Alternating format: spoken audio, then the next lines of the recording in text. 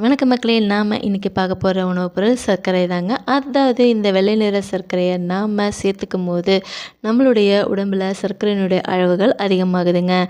அதனால் நம்ம உடம்புல இருக்கிற கணையம் என்ற உறுப்பு இன்சுலினை சுரக்க விடாமல் பண்ணி நமக்கு சர்க்கரை நோயை கொடுக்கக்கூடியதாக இருக்குதுங்க.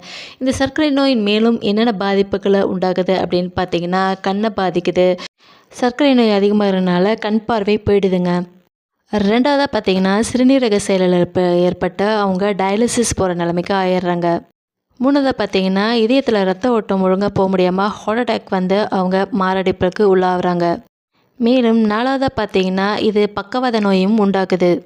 ஐந்தாவதாக பார்த்தீங்கன்னா, காலில் ஒரு சின்ன காயம் ஏற்பட்டாலும் அது ஒரு பெரிய புண்ணை உருவாக்கி அந்த காலையே எடுக்கிற அளவுக்கு ஆக்கிடுதுங்க. மேலும் உடலில் உள்ள நரம்புகளை எல்லாம் பாதித்து கால் கை வேலில் எரிச்சலையும் மற்றும் முள் போன்ற குத்துற உணர்ச்சியும் கொடுக்குதுங்க. இவ்வளவு உடலுக்கு தீங்கி கொடுக்கக்கூடிய வெள்ளை நிற சர்க்கரையை சாப்பிடுவது நாம் தவிர்க்க வேண்டும்.